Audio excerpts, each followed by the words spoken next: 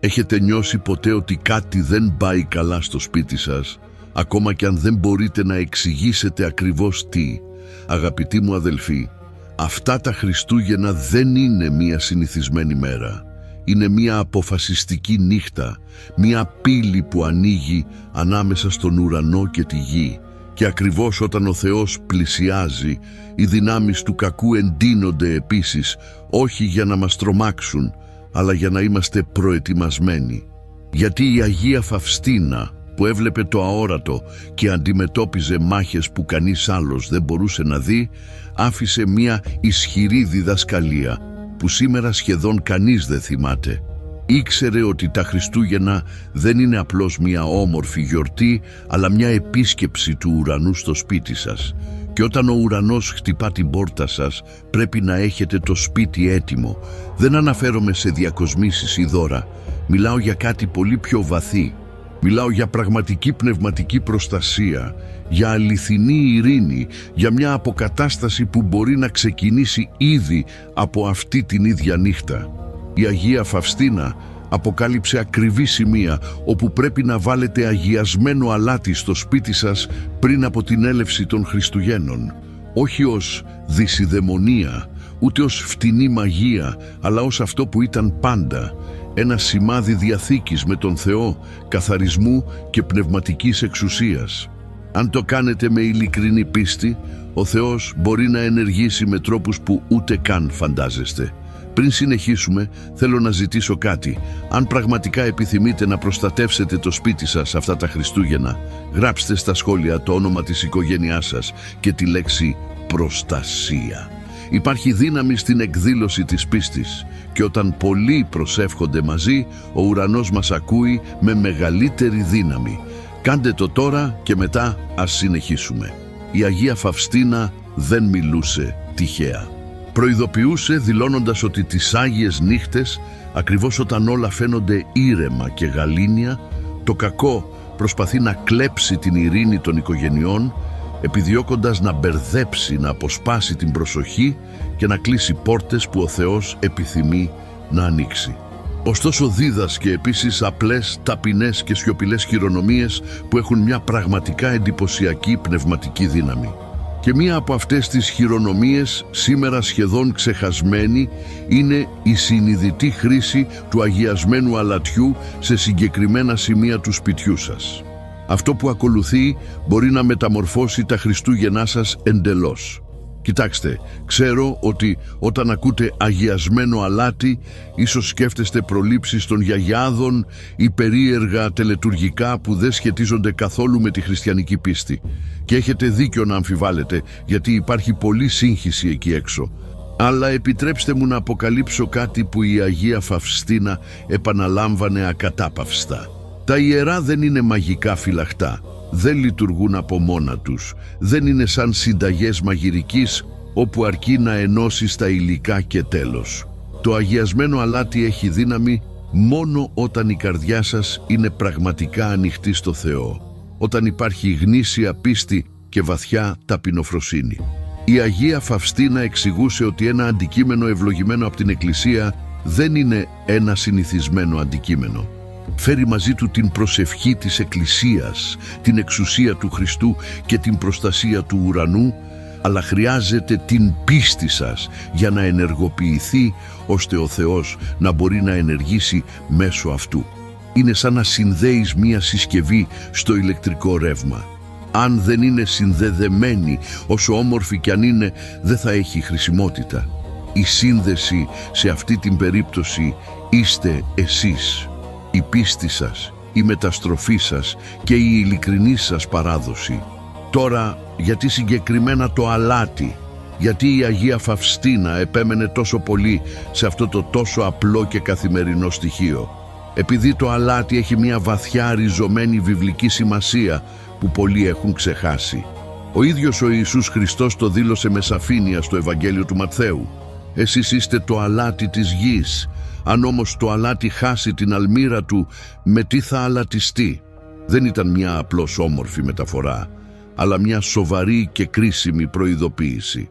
Για την Αγία Φαυστίνα, Αυτά τα λόγια σήμαιναν ότι όταν ένα σπίτι χάνει την πνευματική του γεύση, όταν πάβει να προσεύχεται, όταν κανονικοποιεί την αμαρτία ή επιτρέπει στην πίστη να σβήσει, γίνεται βαθιά ευάλωτο, ακόμα κι αν είναι γεμάτο θρησκευτικές εικόνες. Αν έχει μια όμορφη φάτνη ή αν τα μέλη του εκκλησιάζονται τις Κυριακές, αν η καρδιά είναι κρύα, αν υπάρχουν ανεπίλητα παράπονα, αν υπάρχουν διαιρέσεις, αυτό το σπίτι θα είναι πνευματικά αδύναμο και ο εχθρός το γνωρίζει καλά. Το αλάτι από την Παλαιά Διαθήκη αντιπροσωπεύει 3 θεμελιώδεις πυλώνες. Πρώτον, τη συντήρηση. Σε παλιές εποχές, όταν δεν υπήρχαν ψυγεία, το αλάτι ήταν ο παράγοντας που εμπόδιζε το κρέας να χαλάσει, συντηρώντας το και προστατεύοντάς το από τη φθορά. Δεύτερον, τον καθαρισμό. Το αλάτι καθαρίζει, απολυμμένει και αφαιρεί ό,τι είναι μολυσμένο. Και τρίτον, τη Διαθήκη. Στο βιβλίο του Λεβιτικού, ο ίδιος ο Θεός διατάζει: «Δεν θα λείψει ποτέ το αλάτι της Διαθήκης του Θεού σου». Το αλάτι συμβολίζει αιώνιες συμφωνίες και δεσμεύσεις. Η Αγία Φαυστίνα δίδασκε ότι τοποθετώντας αγιασμένο αλάτι στο σπίτι σας με πίστη, δεν εκτελείται ένα κενό τελετουργικό. Στην πραγματικότητα ανανεώνετε τη Διαθήκη με τον Θεό. Δηλώνετε με πράξεις και όχι μόνο με λόγια: «Κύριε, αυτό το σπίτι είναι δικό σου. Αυτή η οικογένεια σου ανήκει. Εδώ εσύ κυβερνάς». Και αυτό, αδελφέ, αυτό μεταμορφώνει τα πάντα. Γιατί όταν ο Θεός είναι ο αληθινός Κύριος ενός σπιτιού, το κακό δεν έχει εξουσία. Μπορεί να περιφέρεται, μπορεί να προσπαθεί, αλλά δεν μπορεί να εισέλθει. Τώρα υπάρχει κάτι κρίσιμο που πρέπει να κατανοήσετε. Η Αγία Φαυστίνα βίωσε πνευματικές μάχες που οι περισσότεροι από εμάς δεν μπορούμε καν να φανταστούμε. Έβλεπε δαίμονες με τα ίδια της τα μάτια. Υπέφερε σωματικές επιθέσεις, βάναυσους πειρασμούς και έδινε αόρατες μάχες. Δεν μιλούσε εξακοής, αλλά από τη δική της εμπειρία, και δήλωνε ότι οι Άγιες νύχτες, όπως των Χριστουγέννων, είναι ιδιαίτερα έντονες στον πνευματικό κόσμο. Γιατί? Επειδή όταν ο ουρανός πλησιάζει τη γη, όταν ο Θεός γίνεται παρόν με έναν ιδιαίτερο τρόπο, η κόλαση αντιδρά επίσης με οργή και απόγνωση. Δεν είναι απλή σύμπτωση που πολλές οικογένειες τσακώνονται ακριβώς τα Χριστούγεννα, που εμφανίζονται ανεξήγητες λύπες, που συγκρούσεις ξεπηδούν από το πουθενά ή που κάποιοι νιώθουν αγωνία και κενό όταν θα έπρεπε να βιώνουν χαρά. Η Αγία Φαυστίνα προειδοποιούσε: ο εχθρός μισεί αυτές τις ημερομηνίες γιατί είναι ημέρες χάριτος, συμφιλίωσης, θαυμάτων και θα κάνει ό,τι είναι δυνατόν για να κλέψει αυτή τη χάρη από το σπίτι σας. Αλλά εδώ βρίσκεται η καλή είδηση, αυτή που η Αγία Φαυστίνα διακήρυται με όλη της την ψυχή. Ο Θεός είναι πιο δυνατός, απείρως πιο δυνατός, και άφησε απλά μέσα προσβάσιμα σε όλους για να προστατεύσουμε τα σπίτια μας. Δεν χρειάζεται να είσαι άγιος, δεν χρειάζεται να είσαι τέλειος. Αρκεί να είσαι ειλικρινής, ταπεινός, διαθέσιμος και να ενεργείς με πίστη. Αυτά τα Χριστούγεννα, ενώ ο κόσμος βιάζεται με ψώνια και αποσπάται με φώτα και δώρα, εσείς μπορείτε να κάνετε κάτι διαφορετικό και πιο βαθύ. Μπορείτε να προετοιμάσετε το σπίτι σας, ώστε ο Θεός να εισέλθει πραγματικά, όχι μόνο ως καλεσμένος, αλλά ως ο νόμιμος ιδιοκτήτης. Και η Αγία Φαυστίνα θα σας δείξει ακριβώς πώς, σε συγκεκριμένα σημεία, με συγκεκριμένες χειρονομίες, αλλά πάνω απ' όλα πρέπει να πιστέψετε. Πρέπει να ανοίξετε την πόρτα της καρδιάς σας στην πίστη, γιατί χωρίς αυτή τίποτα από αυτά δεν θα έχει νόημα. Λοιπόν, τώρα ας πάμε κατευθείαν στο θέμα. Η Αγία Φαυστίνα δεν έχανε χρόνο με περιστροφές. Υπέδειξε συγκεκριμένα και στρατηγικά σημεία όπου το αγιασμένο αλάτι λειτουργεί ως μια πραγματική πνευματική σφραγίδα, όχι οπουδήποτε, ούτε με οποιονδήποτε τρόπο. Και θα σας εξηγήσω το καθένα από αυτά για να το κατανοήσετε καλά και να μπορέσετε να τα εφαρμόσετε αυτά τα Χριστούγεννα. Το πρώτο μέρος και το πιο σημαντικό απ' όλα είναι η εξώπορτα του σπιτιού σας, το κατόφλι, αυτός ο χώρος που οριοθετεί το όριο μεταξύ του εξωτερικού κόσμου και του σπιτιού σας. Έχετε σταματήσει ποτέ να σκεφτείτε όλα όσα εισέρχονται από αυτή την πόρτα? Όχι μόνο άνθρωποι, αλλά και λόγια, προθέσεις, ενέργειες και ιστορίες που φέρνουν οι άλλοι μαζί τους. Η Αγία Φαυστίνα εξηγούσε ότι πολλές φορές, χωρίς να το αντιλαμβάνονται, οι άνθρωποι κουβαλούν μαζί τους βαριά φορτία, φθόνους, παράπονα, λύπες και ανεπίλητες συγκρούσεις, και όλα αυτά μπορούν να διεισδύσουν στο σπίτι σας. Έχετε παρατηρήσει πως μετά από ορισμένες επισκέψεις η ατμόσφαιρα γίνεται βαριά, ή πως μετά από κάποιες συζητήσεις η ειρήνη φαίνεται να εξαφανίζεται? Δεν πρόκειται πάντα για άμεση κακή πρόθεση. Μερικές φορές είναι πληγές που οι άνθρωποι κουβαλούν χωρίς να τις θεραπεύουν, και χωρίς να το θέλουν τις σκορπούν όπου περνούν. Γι' αυτό η Αγία Φαυστίνα έλεγε: προστατέψτε αυτή την πόρτα, σημειώστε την πνευματικά, δηλώστε ότι αυτό το σπίτι ανήκει στον Θεό. Ο τρόπος για να το κάνετε αυτό είναι απλός, αλλά πρέπει να γίνει με βαθιά πίστη. Την παραμονή των Χριστουγέννων, ή ακόμα καλύτερα το πρωί της 24ης Δεκεμβρίου, πάρτε λίγο αγιασμένο αλάτι, δεν χρειάζεται πολύ, μια πρέζα αρκεί. Τοποθετήστε το κοντά στην κάσα της κύριας πόρτας, από την εσωτερική πλευρά, σε μια διακριτική γωνία όπου δεν θα ενοχλεί. Και ενώ το τοποθετείτε, προσευχηθείτε. Δεν χρειάζονται περίπλοκα λόγια. Μπορείτε να πείτε κάτι σαν: Κύριε Ιησού, που αυτή τη νύχτα γεννιέσαι στη Βιθλεέμ, γεννήσου και σε αυτό το σπίτι, προστάτεψε αυτό το σπίτι, ας εισέλθει μόνο ό,τι προέρχεται από εσένα και ας παραμείνει έξω ό,τι δεν σου ανήκει. Αφιερώνω αυτή την πόρτα στην ιερή καρδιά του Ιησού και στην άμωμη καρδιά της Παναγίας. Όταν το κάνετε αυτό με ανοιχτή καρδιά, αποτυπώνετε ένα πνευματικό σημάδι. Δηλώνετε: εδώ ο Θεός κυβερνά. Και πιστέψτε με, ο εχθρός το κατανοεί αυτό τέλεια. Η Αγία Φαυστίνα έβλεπε πως οι δαίμονες υποχωρούσαν μπροστά σε αφιερωμένα σπίτια. Όχι επειδή το αλάτι ήταν μαγικό, αλλά επειδή ο Θεός τιμά την πίστη των παιδιών του.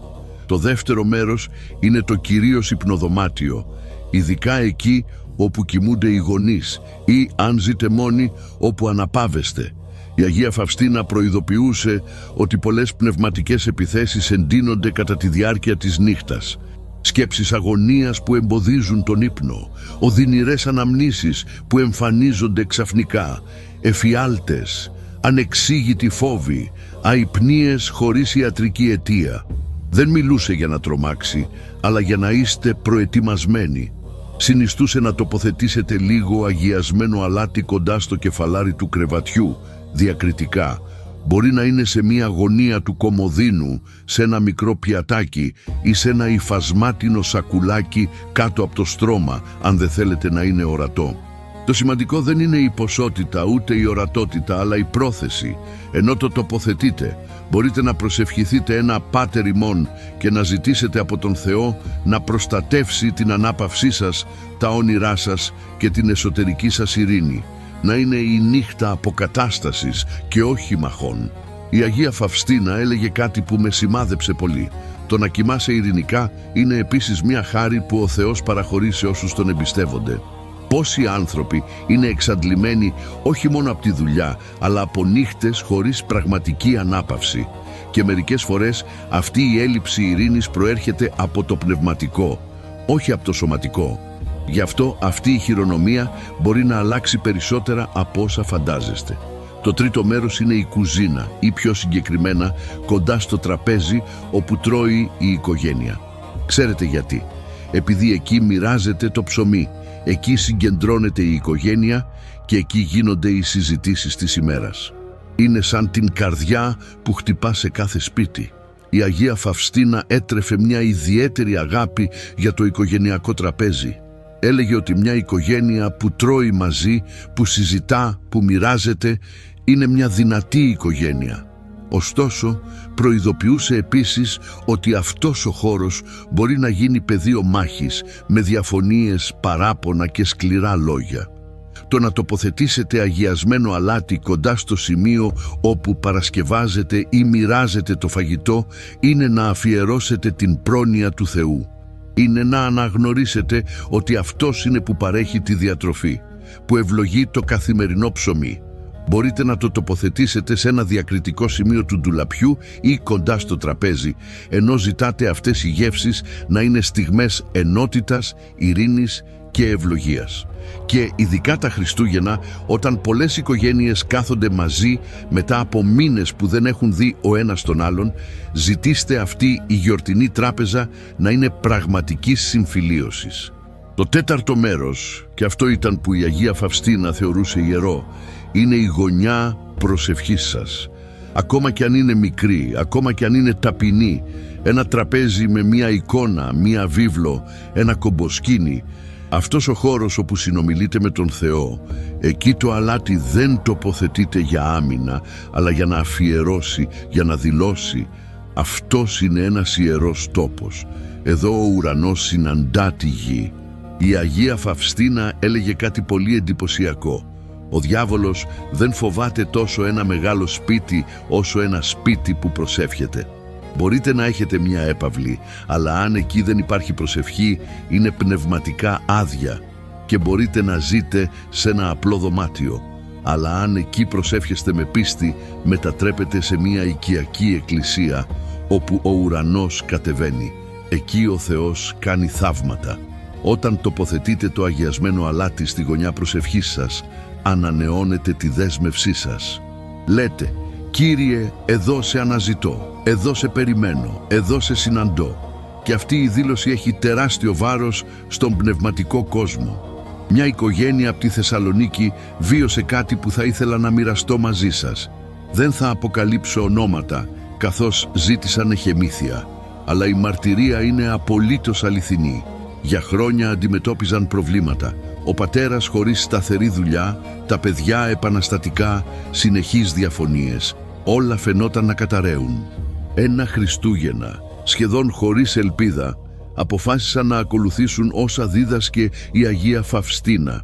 Αφιέρωσαν το σπίτι τους, τοποθέτησαν αγιασμένο αλάτι σε αυτά τα ακριβή σημεία, προσευχήθηκαν μαζί, ακόμα και με δυσκολία, και ζήτησαν με ταπεινοφροσύνη από το Θεό να ενεργήσει. Δεν ήταν στιγμιαίο, δεν υπήρξαν ουράνια φώτα ούτε φωνές. Ωστόσο, τις επόμενες εβδομάδες άρχισαν να παρατηρούν μικρές αλλαγές. Ο πατέρας βρήκε δουλειά. Τα παιδιά άρχισαν να συζητούν περισσότερο στο σπίτι. Οι διαφωνίες μειώθηκαν και το πιο σημαντικό, ένιωσαν ειρήνη. Μια ειρήνη που δεν μπορούσαν να εξηγήσουν, αλλά που όλοι αντιλαμβάνονταν. Σήμερα, χρόνια μετά, συνεχίζουν να επαναλαμβάνουν αυτή τη χειρονομία κάθε Χριστούγεννα, γιατί ξέρουν ότι λειτουργεί όταν γίνεται με πίστη. Ξέρετε, πολλοί μου γράφουν λέγοντας: «Θέλω να εμβαθύνω περισσότερο στην πνευματικότητα της Αγίας Φαυστίνας, αλλά δεν ξέρω από πού να αρχίσω», και κατανοώ απόλυτα αυτή την ανησυχία. Γι' αυτό, μαζί με μια ομάδα ανθρώπων που αγαπούν την Αγία Φαυστίνα όσο εσείς και εγώ, δημιουργήσαμε κάτι ξεχωριστό. Ονομάζεται «Τα πνευματικά μυστικά της Αγίας Φαυστίνας». Δεν είναι ένα συνηθισμένο βιβλίο, αλλά ένα πρακτικό και βαθύ εργαλείο που θα σας συνοδεύει καθημερινά. Εκεί θα βρείτε τις ακριβείς προσευχές που έλεγε η Αγία Φαυστίνα κάθε πρωί, σκέψεις που ενισχύουν την πίστη όταν όλα φαίνονται σκοτεινά και συγκεκριμένες οδηγίες για να ζήσετε την πνευματικότητά σας μέσα στην καθημερινότητα. Επίσης, θα γνωρίσετε αληθινές ιστορίες θαυμάτων, απροσδόκητων μεταστροφών, απλών ανθρώπων που βίωσαν την ισχυρή μεσιτεία αυτής της Αγίας. Ιστορίες που αποκαθιστούν την ελπίδα όταν δεν έχει μείνει τίποτα. Η Αγία Φαυστίνα δίδασκε ότι μια ειλικρινής πίστη μπορεί να μεταμορφώσει τα πάντα. Αυτό το ηλεκτρονικό βιβλίο είναι ένα συγκεκριμένο βήμα στην πνευματική σας πορεία, μια συντροφιά που θα σας βοηθήσει πολύ πέρα από αυτά τα Χριστούγεννα. Ο σύνδεσμος για να το αποκτήσετε είναι καρφιτσωμένος στα σχόλια. Μην αφήσετε να σας ξεφύγει αυτή η ευκαιρία, αλλά ας συνεχίσουμε, γιατί τώρα έρχεται το πιο σοβαρό μέρος όλων αυτών. Εδώ έρχεται αυτό που πολλοί δεν θέλουν να ακούσουν, αλλά που η Αγία Φαυστίνα δήλωνε με όλη τη σαφήνεια. Κανένα ιερό, καμία χειρονομία, κανένα τελετουργικό δεν λειτουργεί χωρίς μια γνήσια εσωτερική μεταστροφή. Το αγιασμένο αλάτι δεν είναι μαγεία, δεν λειτουργεί αυτόματα. Δεν είναι σαν να ανάβεις ένα κερί σε έναν Άγιο και να περιμένεις να λυθούν όλα από μόνα τους. Η δύναμή του απελευθερώνεται μόνο όταν η καρδιά ταπεινώνεται μπροστά στον Θεό. Και αυτή είναι μια εντυπωσιακή αλήθεια, αλλά που πρέπει να ακούσετε. Πολλές οικογένειες ζητούν προστασία, αλλά δεν θέλουν να αλλάξουν. Ζητούν ειρήνη, αλλά δεν συγχωρούν. Ζητούν ευλογίες, αλλά παραμένουν προσκολλημένες στην έχθρα, τον φθόνο, την υπερηφάνεια. Και μετά παραπονιούνται ότι ο Θεός δεν τις ακούει. Δεν είναι ότι ο Θεός δεν ακούει. Είναι ότι εμείς δεν προετοιμάζουμε το έδαφος. Η Αγία Φαυστίνα το έλεγε χωρίς περιστροφές. Αν πρόκειται να βάλετε αγιασμένο αλάτι στο σπίτι σας, αλλά συνεχίζετε να είστε σε διένεξη με τον αδελφό σας, σε τίποτα δεν θα ωφελήσει. Αν πρόκειται να αφιερώσετε το σπίτι σας, αλλά δεν συγχωρέσατε αυτόν που σας πλήγωσε, χάνετε το χρόνο σας. Αν ζητάτε από τον Θεό να εισέλθει, αλλά εσείς οι ίδιοι του κλείνετε την πόρτα με την αλαζονία σας, με τις ασυγχώρητες αμαρτίες σας, με την σκληρή σας καρδιά, τι περιμένετε να συμβεί? Γι' αυτό η Αγία Φαυστίνα πάντα συνέδεε αυτή τη χειρονομία με 3 συγκεκριμένες ενέργειες. Η πρώτη, η ειλικρινής εξομολόγηση, ακόμα και τις ημέρες κοντά στα Χριστούγεννα, να πάτε σε έναν ιερέα, να ανοίξετε την καρδιά σας, να αδειάσετε τα σκουπίδια της ψυχής. Όχι μια εξομολόγηση ψεμάτων, όπου λέγονται ασήμαντες αμαρτίες για να τελειώσετε γρήγορα, αλλά μια αληθινή εξομολόγηση, όπου αναγνωρίζετε αυτό που ντροπιάζει, αυτό που κουβαλάτε, αυτό που βαραίνει. Η δεύτερη, η προσφερόμενη συγχώρεση, και εδώ είναι που πονάει, το ξέρω. Να συγχωρέσετε αυτόν που σας πρόδωσε, που σας πλήγωσε, που σας πήρε κάτι. Δεν είναι εύκολο, δεν είναι γρήγορο, αλλά είναι απαραίτητο. Η Αγία Φαυστίνα έλεγε: η συγχώρεση δεν σβήνει το παρελθόν, αλλά ανοίγει το μέλλον. Όσο κουβαλάτε μνησικακία, θα είστε δεμένοι, φυλακισμένοι, και ο Θεός δεν θα μπορεί να ενεργήσει σε πληρότητα σε μια αλυσοδεμένη καρδιά. Η τρίτη, μια πράξη αγάπης, ακόμα και μικρή. Να βοηθήσετε κάποιον που έχει ανάγκη, να δώσετε κάτι που σας κοστίζει λίγο, να επισκεφθείτε έναν άρρωστο, να τηλεφωνήσετε σε κάποιον μόνο, να μοιραστείτε φαγητό, ό,τι κι αν είναι, αλλά να προέρχεται από την καρδιά, γιατί η αγάπη ανοίγει τις πόρτες του ουρανού. Και όταν η ψυχή τακτοποιείται έτσι, με ταπεινοφροσύνη, εξομολόγηση, συγχώρεση και αγάπη, ο Θεός ενεργεί με μια εντυπωσιακή ελευθερία. Θα σας πω τη δεύτερη μαρτυρία και με αυτή τελειώνω, γιατί δεν θέλω να σας επιβαρύνω. Μία κυρία από την Πάτρα, χήρα, με 3 ενήλικα παιδιά, ζούσε πικραμένη. Ο σύζυγός της είχε πεθάνει νέος και αυτή παρέμενε θυμωμένη με τον Θεό, με τη ζωή, με όλους. Τα παιδιά της την επισκέπτονταν λίγο, γιατί πάντα υπήρχαν διαφωνίες. Το σπίτι ήταν γεμάτο θρησκευτικές εικόνες, αλλά δεν υπήρχε ειρήνη. Μια μέρα κάποιος της μίλησε για την Αγία Φαυστίνα και αυτές τις χειρονομίες. Αυτή αρχικά τα έκανε όλα σχεδόν από πείσμα, μόνο και μόνο για να αποδείξει ότι δεν λειτουργούσε. Έβαλε το αγιασμένο αλάτι, αλλά χωρίς πίστη. Τίποτα δεν συνέβη, προφανώς. Ωστόσο, κάτι την ανησύχησε. Άρχισε να διαβάζει για την Αγία Φαυστίνα, για τη ζωή της, για το πώς υπέφερε, και παρόλα αυτά συγχώρεσε. Και σιγά σιγά η καρδιά της άρχισε να σπάει. Αποφάσισε να εξομολογηθεί αληθινά. Έκλαψε όπως δεν είχε κλάψει εδώ και χρόνια. Συγχώρεσε τον Θεό που πήρε τον σύζυγό της. Συγχώρεσε τα παιδιά της που απομακρύνθηκαν και συγχώρεσε τον εαυτό της που ήταν τόσο σκληρή. Ξαναέβαλε το αγιασμένο αλάτι, αλλά τώρα με δάκρυα, με μια συντετριμμένη πίστη, με μια διαφορετική καρδιά. Και αδελφέ, αυτό το σπίτι άλλαξε. Τα παιδιά άρχισαν να την επισκέπτονται περισσότερο. Αυτή ξαναχαμογέλασε. Η ειρήνη επέστρεψε. Ήταν το αλάτι, όχι, ήταν ο Θεός. Το αλάτι ήταν απλώς το σύμβολο μιας καρδιάς που παραδόθηκε. Αυτό είναι το κλειδί. Τα ιερά δεν αντικαθιστούν τη μεταστροφή, την συνοδεύουν, την σφραγίζουν και την επιβεβαιώνουν. Λοιπόν, πριν το κάνετε αυτό στο σπίτι σας, αυτά τα Χριστούγεννα, ρωτήστε τον εαυτό σας. Υπάρχει κάτι που πρέπει να συγχωρέσω. Υπάρχει κάτι που πρέπει να εξομολογηθώ. Υπάρχει κάποιος από τον οποίο πρέπει να ζητήσω συγχώρεση. Γιατί αν υπάρχει κάτι τέτοιο σε εκκρεμότητα, ξεκινήστε από εκεί. Το αγιασμένο αλάτι θα έρθει μετά, ως η σφραγίδα μιας καρδιάς που παραδόθηκε πραγματικά. Η Αγία Φαυστίνα ήταν μάρτυρας μεταμορφωμένων σπιτιών, όχι από θεαματικά και μεγαλειώδη θαύματα, αλλά από μια νέα ειρήνη που κανείς δεν μπορούσε να εξηγήσει.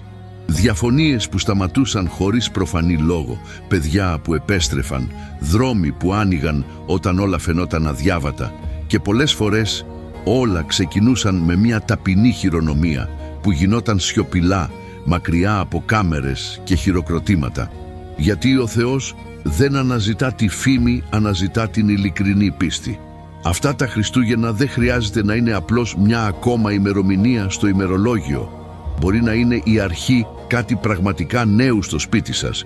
Μπορεί να είναι η νύχτα που όλα αρχίζουν να αλλάζουν. Αλλά αυτό δεν θα συμβεί από μόνο του. Δεν θα συμβεί τυχαία.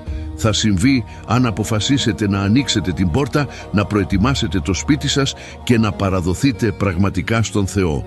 Η Αγία Φαυστίνα επέμενε σε κάτι που θέλω να χαραχτεί στην ψυχή σας.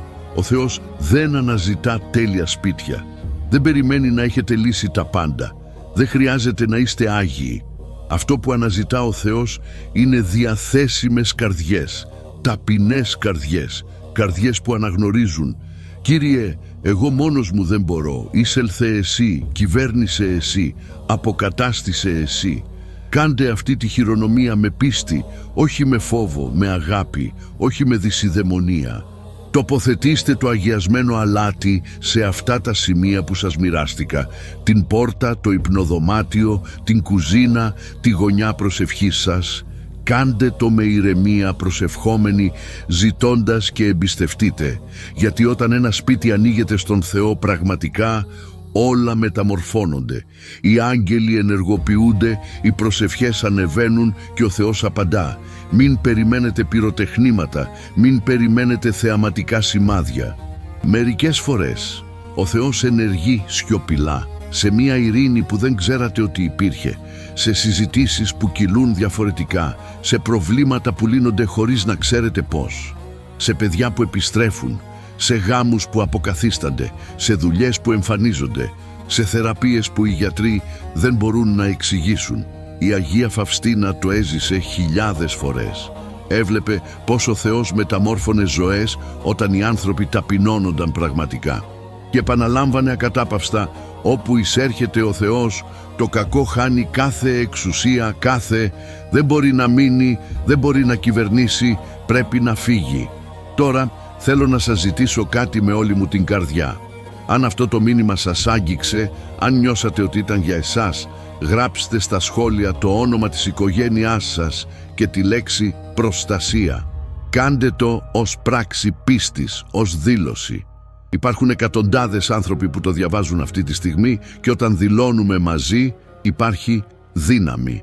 Γράψτε επίσης αν έχετε βιώσει κάτι παρόμοιο. Αφήστε τη μαρτυρία σας, γιατί όταν μοιραζόμαστε την πίστη, αυτή πολλαπλασιάζεται και προσφέρει ελπίδα σε άλλους που περνούν το ίδιο. Μοιραστείτε αυτό το βίντεο με κάποιον που χρειάζεται ειρήνη στο σπίτι του αυτά τα Χριστούγεννα. Με εκείνη τη θεία που είναι πάντα λυπημένη, με εκείνον τον ξάδελφο που δεν βρίσκει δουλειά, με εκείνη τη φίλη της οποίας ο γάμος βρίσκεται σε κρίση, γιατί αυτό δεν είναι απλώς πληροφορία, είναι ένα κλειδί που μπορεί να ανοίξει πόρτες. Και αν αυτό το περιεχόμενο σας βοήθησε, αν σας ενδυνάμωσε, βοηθήστε μας να συνεχίσουμε να μεταφέρουμε αυτό το μήνυμα σε περισσότερες οικογένειες. Κάντε ένα μου αρέσει σε αυτό το βίντεο. Είναι μια μικρή χειρονομία, αλλά μας δείχνει ότι βαδίζουμε στον σωστό δρόμο. Μοιραστείτε το στα μέσα κοινωνικής δικτύωσης και αν επιθυμείτε να είστε μέρος αυτής της αποστολής πιο στενά, γίνετε μέλος του καναλιού. Μαζί σχηματίζουμε μια κοινότητα πίστης που στηρίζεται, που προσεύχεται ενωμένη, που βαδίζει μαζί προς το Θεό. Ήθε αυτά τα Χριστούγεννα το Θείο Βρέφος να βρει το σπίτι σας προετοιμασμένο, μια ανοιχτή καρδιά, αληθινή πίστη και, όπως δίδασκε η Αγία Φαυστίνα, το σπίτι σας να μετατραπεί σε ένα κομμάτι του ουρανού εδώ στη γη. Ο Θεός να ευλογεί εσάς και όλη την οικογένειά σας. Ήθε αυτή η Άγια Νύχτα να φέρει την ειρήνη που τόσο χρειάζεστε και να μην ξεχνάτε ποτέ. Όταν ο Θεός εισέρχεται, όλα αλλάζουν, όλα αποκαθίστανται, όλα είναι δυνατά. Τα λέμε στο επόμενο βίντεο.